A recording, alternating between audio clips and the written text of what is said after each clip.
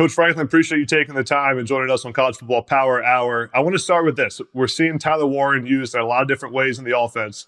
I don't remember that stuff being in the offense when I was playing for you. Did you have a talent issue at the position? Was that the problem? No. That was not the problem, but good question.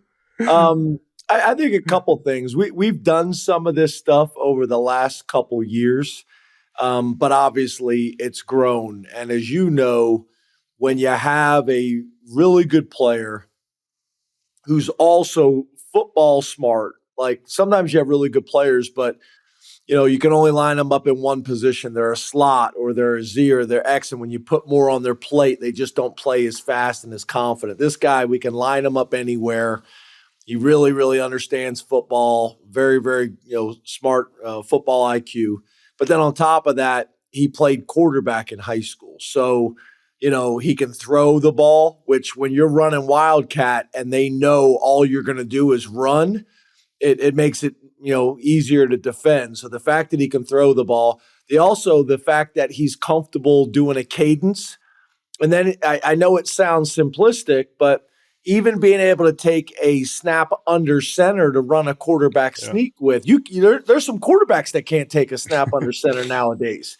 So I just think the fact that he can do all these things really allows you to expand the package. Drew Allar's playing like one of the best quarterbacks in the country right now, probably the best in the Big Ten. I don't think it's getting talked about enough how good he's been. His numbers are almost flawless when you look at his completion percentage and touchdown interception. What's the biggest jump you feel like he's made between year one as a starter last year and year two in 2024? Probably a weird thing to say, but his mobility. He's down about 10 pounds.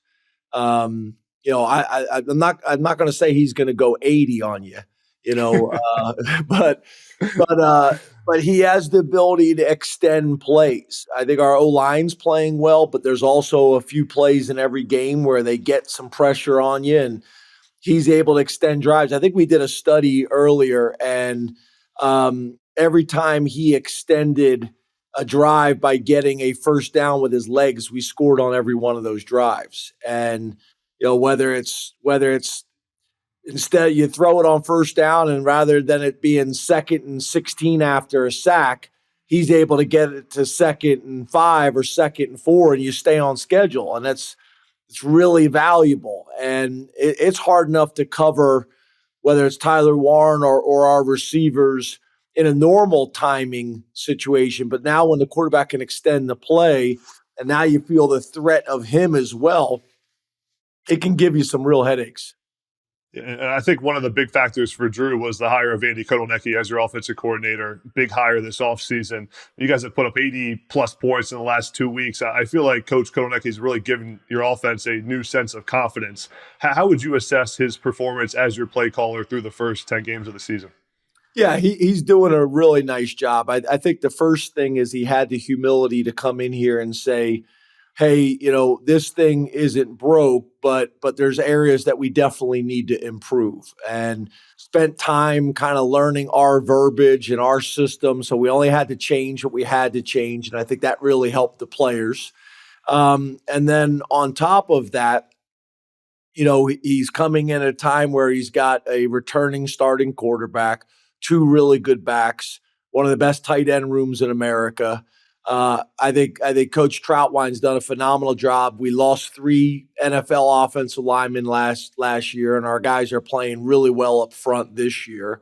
And then our wide receivers was the big question mark coming into the season, and they have gotten better. So I think he's done a really good job of taking all the pieces of the puzzle and making us more explosive, which was really our biggest issue that we were missing. Is the explosive aspect. And then obviously the other thing is the creativity.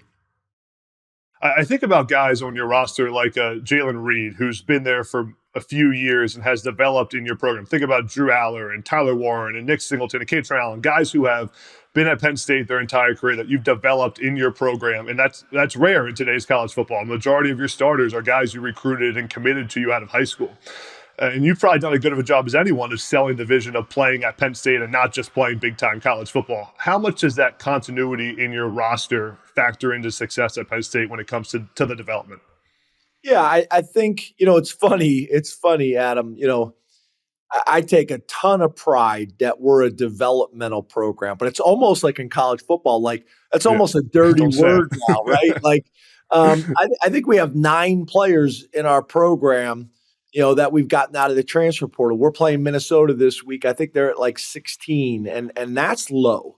And we're not anti-transfer portal by any means, but what I'm saying is we take a ton of pride in developing relationships with high school players and their families over 2 years, bringing them in, not making any promises, and developing them. And some of those guys don't start till their senior year, like Nick Scott, who's been now in the NFL for 6 years.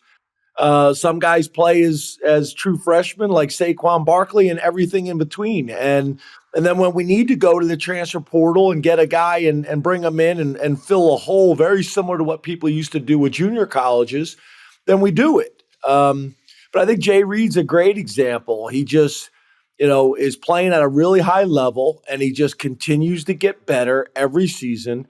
I think he's going to end up getting drafted very high, and I think he's going to end up playing in the NFL at a very, very high level. So, we're proud of him, and I think he's a great example of what we do here. You've been head coach of Penn State now for 11 years, which is crazy to say, and I obviously was there in the beginning of it. You took over a program, as we've talked about, that was outdated, was under sanctions, and brought it really back to the elite tier of college football, consistently in the top 5 with everything in front of you this season. I'm curious to ask you, have you taken a second to kind of reflect on that 11-year journey and everything that you had to battle through to get it to where it is now? And what's the biggest lesson you've learned during that time? Yeah, a little bit, Adam, but this is a place with really high expectations and standards. I remember my first year off of sanctions, people weren't happy. And we won the Big Ten championship that year. And even this year, I mean, we've been ranked inside, I think, the top 10 almost the entire season. And people aren't happy, and I think, when you're in the middle of Pennsylvania, in between Philly and Pittsburgh and not far from Harrisburg, there's strong personalities in the Northeast and in this state. So no, there's not a whole lot of time where, we're taking a deep breath and patting ourselves on the backs around here. It's not that type of environment. But I think people that really understand football, guys like yourself and football people, NFL people, college coaches, GMs, scouts, people that have been doing this for a long time. Those people make it very clear in what we've done here. Our administration, the board, the letterman. I'm very proud of what we've accomplished, but nowhere near satisfied. And understand we still got some work to do.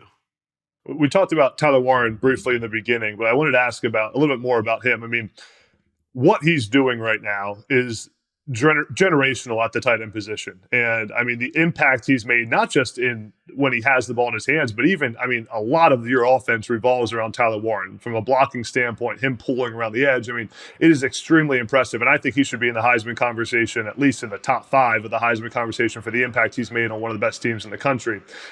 What do you feel like Tyler Warren's elite trait is as a player? You mentioned the football IQ, but is there something else that he just does so much better than anyone else you've seen at that position? Yeah, I think his elite trait is that he checks every box. It's not like it's not like he's 4'3". He doesn't have one of those elite traits, but his elite trait, which I think is even more rare, is he checks every box.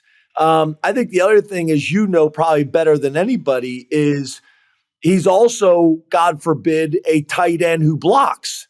And a lot of these tight ends who win the best tight end in the country award, or whatever award it may be each year, it's based on receiving stats. And this guy's a complete tight end. And that's why he's so valuable. I think the other thing is, when you're tall, I think sometimes people don't realize, when you're 6'6", 260 pounds like he is, and he's running and he doesn't look that fast, but no one's catching him.